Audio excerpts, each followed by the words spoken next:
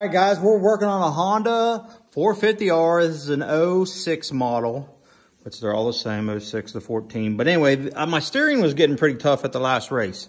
And I thought it was maybe the Precision Pro was a little too tight. Took that thing off. It's working good. Maybe this bushing needed greased.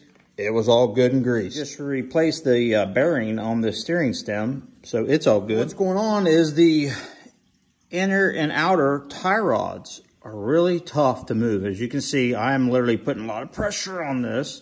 It's barely moving. The new one moves really easily. That's what the problem is. And these are Kawasaki inner and outer tie rods. A lot of people like to run these because they do move very well.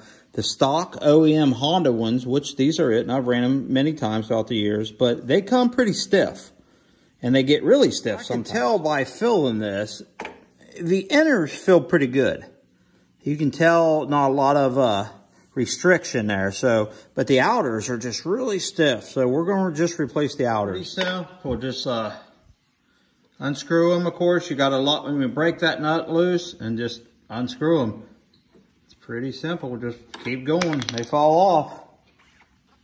And then you put the new one on. Now one's inner and outer. Let's see if I got the right one. Yep, these are right. Because they will thread in differently. Another thing to mention, these will not last as long. These, some reason, I mean, they're for the Cowie. A lot of Gerici Racing does this stuff, but they don't tend to last as long, but they feel a lot better when you're riding a quad. Feel like you got more control over the bars. It's not so stiff, but they will not last. Just finish it up. Before, you couldn't even take your hand. You had to physically move it like this real hard. Now you can just two finger that baby. Oh, yeah. Now that's done. The tie rods are done now, but my toe is all messed up. That one's going really far this way. This one's going out this way. What are we going to do? Get a couple ties. Tie one there, put one there, put one back here, put one back here. And then get them straight. Make sure your handlebars are straight. So you want to do, get a couple speaker wires or rope. Whatever you want. Jacks, put them at the front. Take one of the speaker wire and hook it around, of course, the axle, and go up to your jack. Wrap it around your jack. Once you get both strings wrapped around here, and go up front, pull your jacks kind of tight, and get them tight. But you want to make sure this string right here, this part, is barely touching the back tire here. Got a bar straight, strings are all ready to go. They're tight around the bottom of the back of the tire. All right, now here's where it kind of gets complicated, but not really. See from the back of this, it's like, that says 1.5 inches. And on the front, that only says 1 inch. Well, that's wrong. The front needs to be towed in, just a little bit, about 1/4 inch. So, more and less. So, as remember, the front right here was 1 inch. So, if I turn this, we want to go in. There we go. Now let's check this front. About 1.25 inches. And this is about 1.25 inches. We don't want it like that. We want a little bit of, a little more in. You want a little toe in.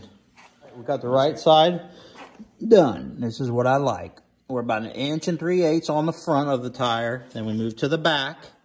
We're about 1 1/8 inches. So it's good. You don't want your tire, say if your tire's straight like that, you don't want straight. You don't want it towed out, of course, but you don't want it too far in. You don't want to push. You want it just a little bit towed in there. So that one's good. We're going to lock our nuts down. We're going to go to the other side. Look how bad this one is. The back, which is almost 2 inches. And of course the front's just like nothing, like 5/8 or something. So we're going to turn this baby. We're going to watch it. Look. See it moving? We got to go a long way. All right, let's check it now. Just to see it real quick. About 1.25 inches. About 1 inch. Still got to go a little bit more. They're both towed in a little bit.